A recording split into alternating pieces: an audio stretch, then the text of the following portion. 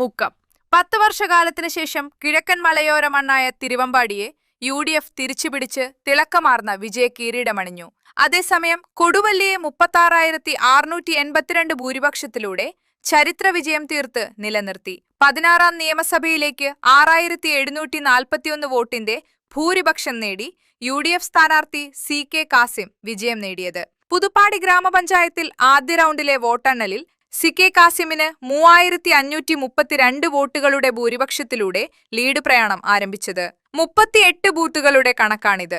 അവസാനം വരെ നിലനിർത്തി. കോടഞ്ചേരി ഗ്രാമപഞ്ചായത്തിൽ 1,461 വോട്ടിന്റെ ലീഡിന് കരുത്തായി. കാരശ്ശേരി ഗ്രാമപഞ്ചായത്തിൽ 1,691 വോട്ടുകളും കൂടരഞ്ഞിയിൽ 456 വോട്ടുകളും കൊടിയത്തൂർ ഗ്രാമപഞ്ചായത്തിൽ 1,965 വോട്ടുകൾ നേടിയതോടെ CK വിജയത്തിളക്കത്തിന് കൂടുതൽ മാറ്റുകൂട്ടി. മുക്കം നഗരസഭയിൽ LDFന് 861 വോട്ടാണ് ലഭിച്ചത്. അതേസമയം തിരുവമ്പാടി 2,011 വോട്ടുകളുടെ ലീഡാണ് LDFനുണ്ടായത്. ബാക്കി എല്ലാ വോട്ടുകളും UDFന്റെ അക്കൗണ്ടിലേക്ക് മറിഞ്ഞു. CK കാസിമിന് 75,952 EVM വോട്ടുകളും 1,188 പോസ്റ്റൽ വോട്ടുകളും ലഭിച്ചതോടെ 77,140 വോട്ടായി ഉയർന്നു.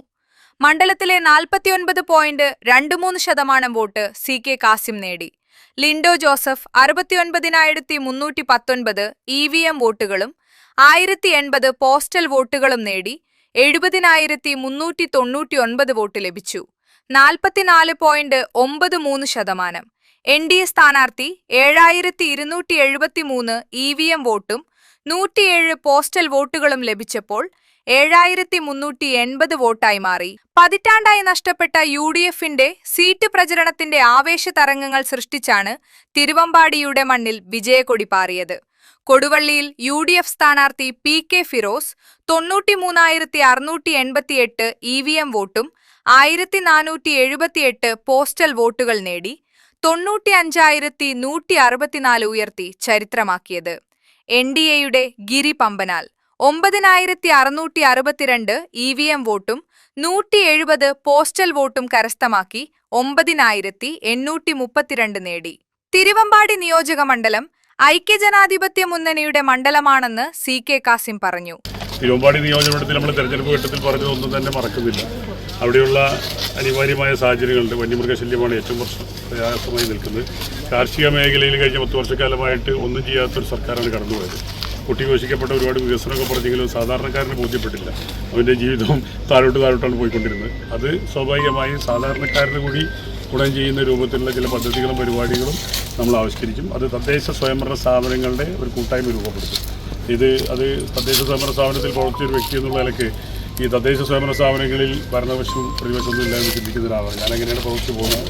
അത് ഗ്രാമപഞ്ചായത്തിലാണെങ്കിലും ജില്ലാ പഞ്ചായത്തിലാണെങ്കിലും. അപ്പോൾ അതുകൊണ്ട് തന്നെ ആ ഒരു രൂപത്തിൽ ഈ 6 പഞ്ചായത്തും ഒരു മുനിസിപ്പാലിറ്റിയാണുള്ളത് നിയോജകമണ്ഡലത്തിൽ. ആ 7 തദ്ദേശ സ്വയംഭരണ സ്ഥാപനങ്ങളിലെ ജനപ്രതിനിധികളും ത്രിതല പഞ്ചായത്തിലെ ജനപ്രതിനിധികളെയും കൂട്ടിയിരുത്തി നാടിൻ്റെ ആവശ്യങ്ങളെക്കുറിച്ച് ബന്ധപ്പെട്ട സ്റ്റേക്ക് ഹോൾഡേഴ്സുമായി സംസാരിച്ച് എന്ത് നടപ്പിലാക്കുമ്പോഴും അതിൻ്റെ ഗുണഭോക്താക്കൾ കൂടി അത് ബോധ്യപ്പെടും. അതാണ് എനിക്ക് ആകെ പറയാനുള്ളത്. ജനങ്ങൾക്ക് ബോധ്യപ്പെടാത്ത വികസനം നടത്തിയാൽ ഇതുപോലെയുള്ള അവസ്ഥകളുണ്ടാകും. അല്ല, അത് ഒരു ചെറിയ കറക്ഷൻ ഉണ്ട്. അത് LDF തുടങ്ങി വെച്ചതല്ല. 2011-16 UDF സർക്കാരിൻ്റെ കാലത്ത് അന്ന് ബഡ്ജറ്റിൽ വന്ന് ആവർത്തിക്കുന്നില്ല. അതിൻ്റെ സർവേ നടപടികളൊക്കെ അന്നാണ് ആരംഭിച്ചത്. അന്ന് തുരങ്കപാത എന്നല്ലായിരുന്നു, അത് ആനക്കമ്പൽ കല്ലാടി മേപ്പാടി ബദൽ പാത എന്നായിരുന്നു. പക്ഷേ ആ റൂബി സോഫ്റ്റ്വെയർ എഞ്ചിനീയറിംഗ് കമ്പനിയാണ് അതിൻ്റെ സർവേ നടപടികൾ നടത്തിയത് അന്ന് UDFൻ്റെ കാലത്ത്. ആ സർവേ റിപ്പോർട്ടിലാണ് ഇവിടെ കുറച്ചുകൂടി നന്നായിരിക്കുക തുരങ്കമാണ്, ടണലാണ് എന്ന് പറഞ്ഞത്. പിന്നീട് ആ ടണലിൻ്റെ പ്രവർത്തനമായി ഒന്നാം പിണറായി സർക്കാരിൻ്റെ കാലത്ത് അന്നത്തെ MLA, പിന്നീട് വന്ന രണ്ടാം പിണറായി സർക്കാരിൻ്റെ കാലത്ത് ഇപ്പോഴത്തെ MLA തുടർന്ന് പ്രവർത്തനം നടത്തി. ഞങ്ങളുടെ കുഞ്ഞിനെ വളർത്താൻ ഏൽപ്പിച്ചിരുന്നു, തിരിച്ചു കിട്ടിയത്. അതേസമയം കൊടുവള്ളിയിൽ ചരിത്ര വിജയം തീർത്ത വോട്ടർമാർക്ക് നന്ദി പ്രകാശിപ്പിച്ചാണ് PK ഫിറോസ് മാധ്യമങ്ങളോട് സംസാരിച്ചത്. ജനങ്ങളുടെ വിജയമാണ്. കേരളത്തിൽ UDFന് അനുകൂലമായ തരംഗമാണ് അദ്ദേഹം പറഞ്ഞു. ആദ്യമായി കൊടുവള്ളിയിൽ ചരിത്ര വിജയം സമ്മാനിച്ച വോട്ടർമാർക്ക് പ്രത്യേകമായ നന്ദി രേഖപ്പെടുത്തുകയാണ്.